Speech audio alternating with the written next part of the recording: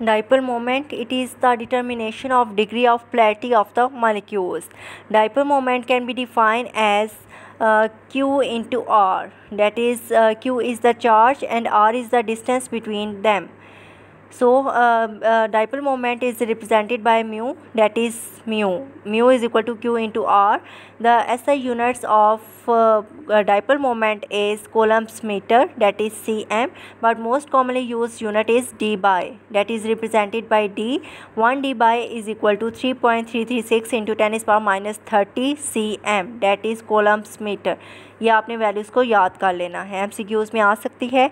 Next is the application of dipole moment.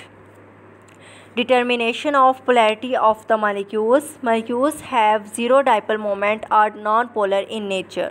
Polar में non polar means कि ऐसे आपके मॉलिक्यूल्स होंगे जिसमें पोज क्रिएट नहीं होंगे. जब पोज क्रिएट नहीं होंगे तो इट्स मीन कि वो पोलर नहीं होगा, तो फिर उसका जो डाइपोल मोमेंट होगा वो क्या होगा, zero.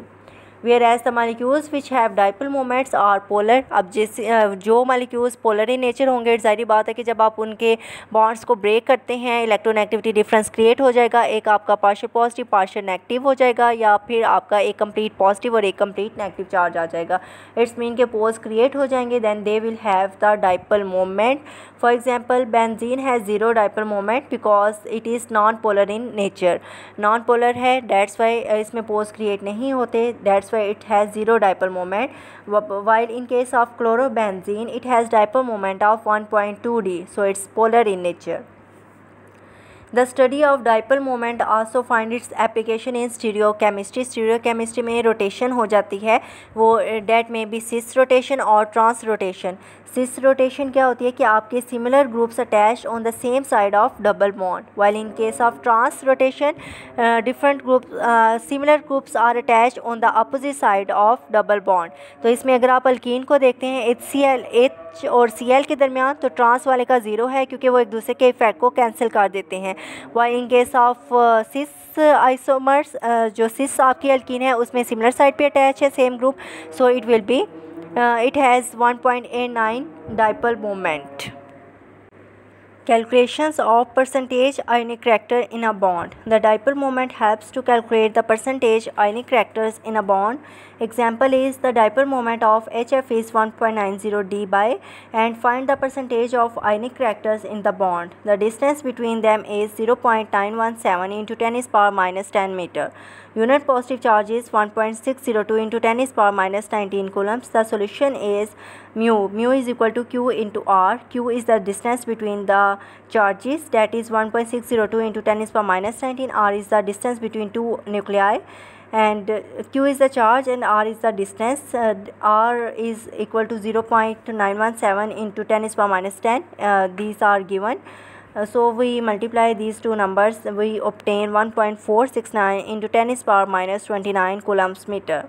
Now we have to calculate the percentage ionic characters of 3.336 into 10 is power minus 30 coulombs meter, and the ionic character is equal to mu is equal to 1.469 into 10 is power minus 29 coulombs meter, जो आपने calculate किया है. अब आपने 3.336 वाला calculate करना है, so we divide it by 3.336 into 10 is power minus 30.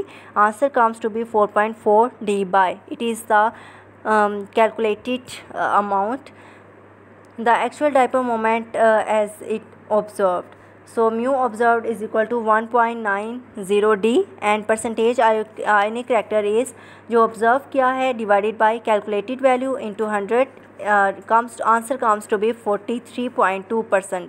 So 43% HF bond is ionic in nature and 57 is covalent in nature. So from this we can calculate the ionic or covalent character of the molecules.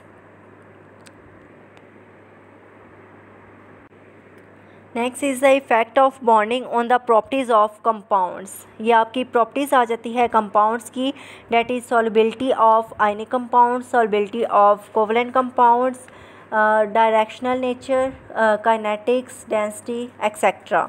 First of all is the solubility of ionic compounds. Ionic compounds are soluble in ionic solvents. Ionic means they are polar in nature. So according to the rule or according to the principle like dissolve like, जो polar होंगे वो polar में dissolve और non polar में dissolve होते हैं। अब आयनिक substances आपके कौन से होते हैं, जो कि पोलर इन नेचर होते हैं। Therefore they dissolve in polar solvent just like water और इन एक्वियस और in non aqueous or in aqueous solvents, but they are insoluble in non-aqueous solvent. अब इसमें जैसे ही वो वाटर में डिज़ोल्व होंगे तो जो क्रिस्टल होगा आयनिक कंपाउंड का उसको प्लेस करेंगे वाटर में, तो उसके जो भी एटम्स होंगे वो वाटर में डिज़ोल्व होना स्टार्ट हो जाते हैं। उसकी जो आपस की अरे होगी, जो जिन एटम्स से वो मिलके बना होगा, वो एटम्स के आपस में ब्रेक होंगे। तो ब्रेक होने से वो क्या होंगे कि वाटर के साथ अटैचमेंट जो है वो स्टार्ट कर देंगे। तो जैसे ही वाटर के साथ अटैचमेंट करेंगे तो वो उसके साथ डिज़ोल्व होना स्टार्ट हो जाएंगे। It is due to the electrostatic attraction. These ions are free from the crystal lattice by hydration. Hydration is the water molecules, ठीक है, जहाँ पे वाटर प्रेजेंट होगा। तो अब यहाँ की हाइड्रेशन एनर्जी इक्वल होगी और greater than the lattice energy. Hydration energy क्या ज़्यादा होगी कि जो आपके लैटिस था, जिस क्रिस्टल था जिसमें आपके डिफरेंट एटम्स कंबाइन हुए हैं, तो वो आपके एटम्स के दरमियान जो बॉन्डिंग है वो ब्रेक होगी और वाटर के साथ जो बॉन्डिंग है वो स्टार्ट हो जाएगी। तो वाटर के साथ तभी बॉन्डिंग ज़्यादा होगी जब उसकी हाइड्रेशन एनर्जी ज़्यादा होगी, कि वाटर के साथ अट्रैक्शन जो है वो ज़्यादा होगी, तभी वो आपस की बॉन्डिंग ब्रेक होगी और वाटर के साथ इंटरेक्ट होके उसमें डिज़ोल्व हो जाती हैं। So it will overcome the lattice energy. अब ये आयनिक है तो आयनिक पोलर इन नेचर, तो पोलर वाले पोलर में डिज़ोल्व हो जाते हैं। Next solubility of covalent compounds. Covalent compounds are non polar in nature. It means कि उसके पोल्स क्रिएट नहीं होते, therefore they dissolve in non polar solvents like benzene, ether, carbon, tetrachloride, etc. They are insoluble in water because water is polar in nature. According to the principle like dissolve like, they are soluble in non-polar solvent. अब इसमें attractive forces present होगी solvent molecule में, तो वो solvent non polar में ही dissolve हो सकते हैं। ठीक है, ये ओवरकम करेंगी इंटरमॉलिक्यूलर फोर्सेस ऑफ अट्रैक्शन को in the covalent compounds and they dissolve easily in the non polar organic solvent. Many organic compounds that contain oxygen and nitrogen, they are like carbohydrates, alcohol, amines, they are soluble in water due to the hydrogen bonding. कुछ ऐसे भी होते हैं जो कि non polar in nature होंगे, लेकिन उसमें हाइड्रोजन बॉन्डिंग प्रेजेंट होती है। हाइड्रोजन बॉन्डिंग प्रेजेंट होने की वजह से वो वाटर में डिज़ोल्व हो सकते हैं। Non-directional nature of ionic compounds. Ionic bonds are non-directional and rigid in nature. They don't show the phenomena of isomerism. It means isomerism is the isomers or atoms that have the same molecular formula but different structure formula. ये non-directional होते हैं, ठीक है, और इसके अलावा rigid होते हैं, therefore ये show नहीं करते isomerism के phenomena को। Directional nature of covalent compounds. अब जो कोवलेंट कंपाउंड्स होंगे वो आपके डायरेक्शनल होते हैं। Covalent bonds are non rigid and directional, therefore they show the phenomena of isomerism. It means they have the same molecular formula but they have different structure formula. ये non rigid होने की वजह से ये directional phenomena behaviour को show करते हैं, just like dimethyl और इथाइल अल्कोहल। डाईमिथाइल में आपके क्या है, ऑक्सीजन सेंटर में है और मिथाइल ग्रुप साइड्स पे आ जाते हैं। तो इथाइल अल्कोहल के केस में क्या होता है कि सारे आपके कार्बन एक तरफ आ जाते हैं, हाइड्रोजन सारे एक तरफ, सिर्फ एक हाइड्रोजन जो है वो ऑक्सीजन के दूसरी साइड पर रह जाता है। अब इन दोनों का मोलिकुलर फार्मूला सेम है, लेकिन स्ट्रक्चर फार्मूला डिफरेंट होने की वजह से कंपाउंड भी डिफरेंट हो गया। मींस कि आइसोमरिज्म के फिनोमेना को शो कर रहे हैं। अगर कार्बन देखें तो डाईमिथाइल में भी 2 है, इथाइल अल्कोहल में भी 2 है, ऑक्सीजन दोनों में 1 है, हाइड्रोजन जो है वो 6 है दोनों में। Reaction kinetics.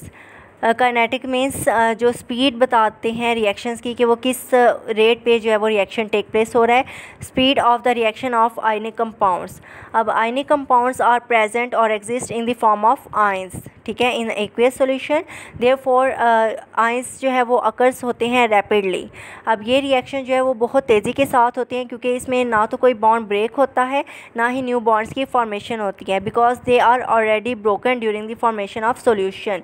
जैसे सोल्यूशन बनता है तो वो ऑलरेडी वहाँ पे ब्रोक हो चुके होते हैं, जिन्होंने नए आयंस बनना होते हैं वो बन चुके होते हैं, तो ना फिर कोई बॉन्ड बन रहा होता है ना ब्रेक हो रहा होता है। देयरफॉर ये reactions take place at a fast rate. For example, the addition of silver nitrate in the sodium chloride. When silver nitrate is added to sodium chloride, then it forms silver chloride and sodium nitrate. Silver chloride के precipitates बहुत तेज़ी के साथ जो है वो बन जाते हैं. The oppositely charged ions combine at once to give the product. This is because no force is required to break the bonds of reacting compounds. क्योंकि ये आयनिक in नेचर है तो ये ऑलरेडी जो है वो ब्रेक या फॉर्मेशन हो चुकी होती है. Speed of reaction of covalent compounds. ये जो है इसमें स्ट्रॉन्ग इलेक्ट्रिकल फोर्सेस प्रेजेंट नहीं होती जिसकी वजह से रिएक्शन स्पीड अप हो सके. ये स्लो रिएक्शन, स्लो रेट पे रिएक्शन प्रोसीड करते हैं क्योंकि इसमें एनर्जी जो है वो रिक्वायर होती है उस बॉन्ड को ब्रेक करने के लिए. फिर उसके बाद जो बॉन्ड की फॉर्मेशन होती है तो वो एनर्जी रिलीज़ होती है. तो इस सारे प्रोसेस में ये सारा प्रोसेस हो रहा होता है. डेट्स वाई ये रिएक्शन स्लो होते हैं कोवलेंट कंपाउंड्स के. रिएक्टिविटी जो है इनकी डिपेंड्स करती है on the way reaction proceed and kinetics of the product obtain at the end of reaction.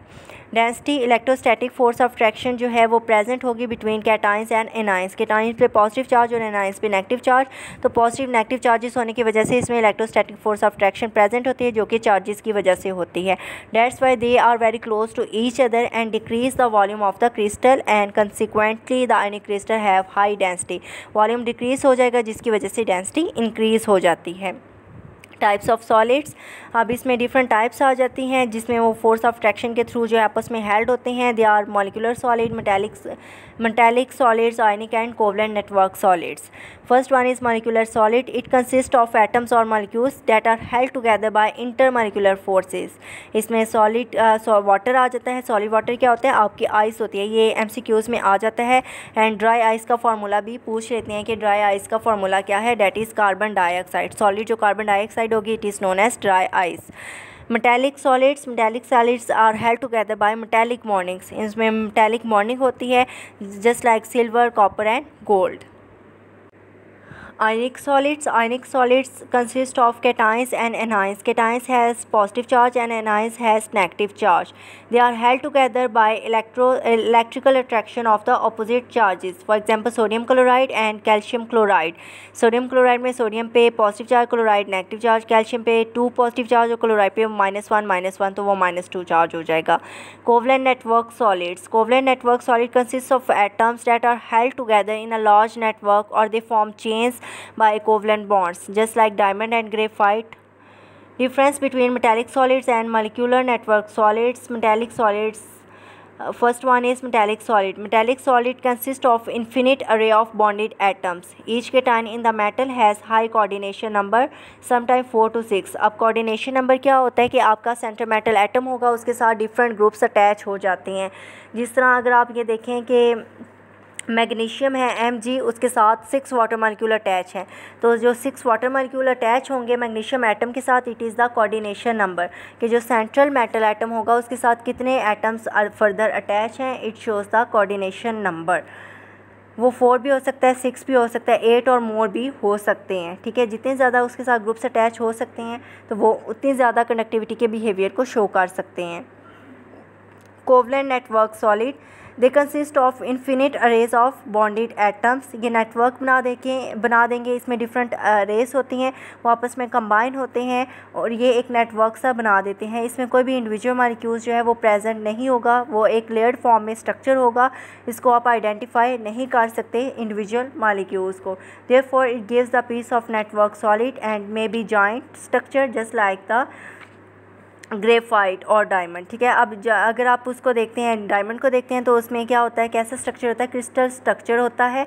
और ग्रेफाइट के केस में लेयर स्ट्रक्चर होगा. डायमंड के केस में strong force of attraction present होगी क्योंकि बहुत ज़्यादा हार्ड होती हैं. एटम्स टाइटली क्लोजली पैक्ड होते हैं और ये पुअर कंडक्टर के तौर पे बिहेव करता है या नॉन कंडक्टर. अगर आप ग्रेफाइट को देखते हैं उसमें लेयर स्ट्रक्चर होते हैं, फ्री इलेक्ट्रॉन्स अवेलेबल होते हैं, एम्प्टी स्पेसेस प्रेजेंट होती है, इलेक्ट्रॉन्स मूव कर सकते हैं और ये कंडक्टर के तौर पे बिहेव करते हैं. ठीक है, कुछ हार्डेस्ट सब्सटेंसेस भी हैं जो कि कोवलेंट नेटवर्क सॉलिड्स होते हैं. डायमंड जो है वो कार्बन की एलोट्रोपिक फॉर्म है. Diamond, graphite and buckyball. अगर डायमंड को देखते हैं हार्डेस्ट इसकी टाइप है. It sublimize at 3500 degree Celsius और अबाउट. ग्रेफाइट सॉफ्टवेयर एलोट्रोप है. इसकी 3 लेयर स्ट्रक्चर होती है जैसे कि आपको डायग्राम में नज़र आ रही हैं. One features that distinguish covalent network solid from metal is the lower coordination number of atoms in network structure. कि इसमें जो भी एटम्स अटैच होंगे उन एटम्स का जो सेंटिमेंटल एटम के साथ जो ग्रुप अटैच होते हैं उनका लोअर नंबर होता है, वो या तो जॉइंट स्ट्रक्चर होते हैं या फिर उसका लेयर स्ट्रक्चर बन जाता है। जिस तरह coordination number of carbon in diamond 4 है, सिलिकॉन में 4 and that of oxygen in quartz is 2। और अगर आप मेटालिक सॉलिड देखते हैं तो उसमें 6 हैं, 8 हैं, 12 मीन्स के ज़्यादा नंबर होंगे। Thank you so much.